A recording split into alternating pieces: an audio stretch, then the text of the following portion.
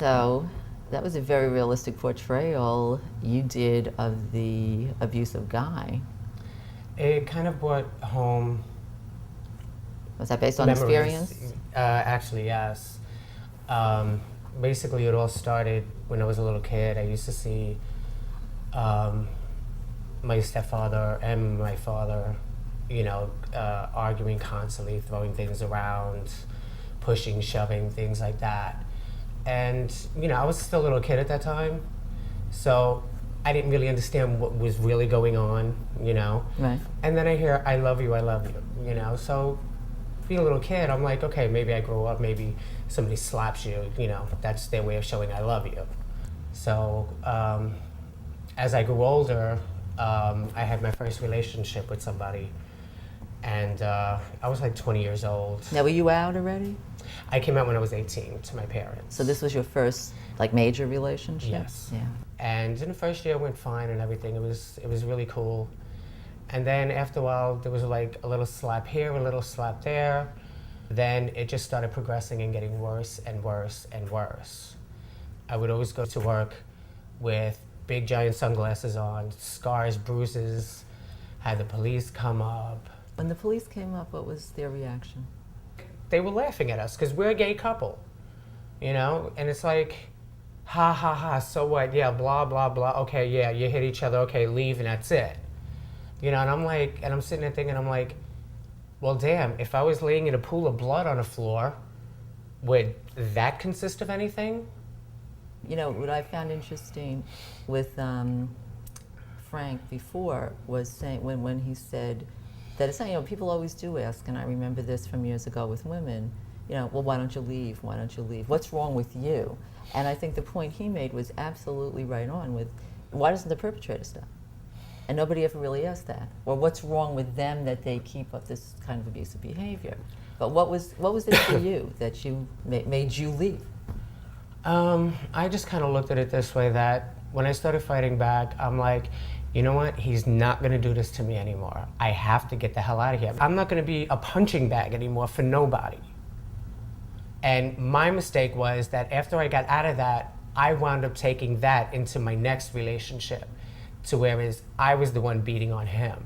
In your next relationship? In my next relationship.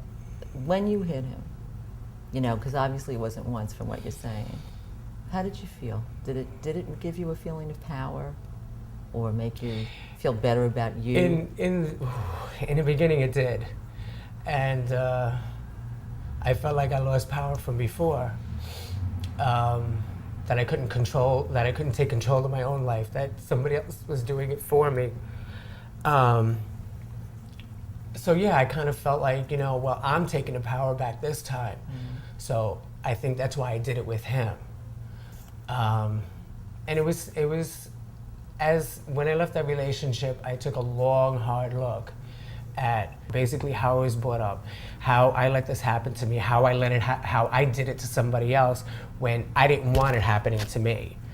Well, let me ask you this. When you left the second relationship, what'd you do then? Did you seek help? Did you ever go for counseling, or did you do it on your own? I did see a little counseling. I mean, there are people watching this who were in your position. Yeah. The only thing I can honestly say is just have them go to counseling. If you're afraid of the person, do it on the down low. Just do it quietly. They don't have to know. Make yourself stronger that you can leave that relationship just the same way I did. Yeah, it hurts, and yeah, there's always going to be scars and this, that, the other, but you can work through it. Okay. It can happen. Thank you. Thank you for having me. Michael.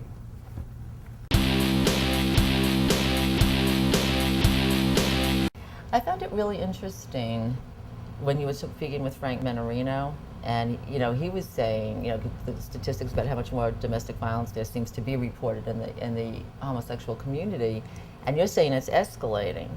But when they come to you, like you said, they're not hiding it, but they're not necessarily looking for answers. I mean, they're not coming in with huge sunglasses. They're saying they walked into a wall. They're saying that they were battered. Right. That's right. But what do you say to them then? I tried saying different things. First thing to try is to say, please leave. You're in danger. It doesn't work. it seems to be that there are a lot of psychologists that are willing to handle this type of a problem. They have to get there. A lot of my patients, who whatever you want to call them, are not ready to go yet. They're not ready to go to the psychologist. They're not hurt that much that they need a shelter, but they're not ready even to look at the problem and say it's something they should not live with. They'll complain about it, but like we complain about the heat. There's nothing we can do about it. That's exactly what it seems like to me. And I try to tell them you're in grave danger. It doesn't work. They don't do anything about it. Well, when you say grave danger, you're talking physically? Physically. One of my patients came in and he had a gigantic scar over his head because his lover took a bird bath. Wow. And broke it over his head. And it was made out of whatever material Oh they my make bird baths God. out of, okay? They both got hit pretty hard by one another. One of them had a scar on his face, but it was a scar. He had stitches. You could see all the stitches on his face. Can you go down any health problems that would arise from constant battering? I mean, you read about people in these relationships for years and years and years. What are the long-term effects of this type of abuse, physical abuse? I mean, you've got to get repeated concussions. Hitting someone in the eye, you can get what they call a blowout fracture, which is what I've seen. The base of the eye is paper thin, so when people go to hit you in the eye or the face, and they can easily break that bone. Once that bone is broken, it's not going to be fixed, and your eye is crooked. Your eye turns up.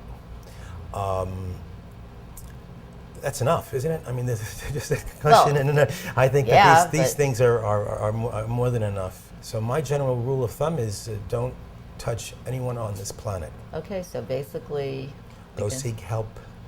counseling. Go seek help. Go seek counseling. Just what Michael said.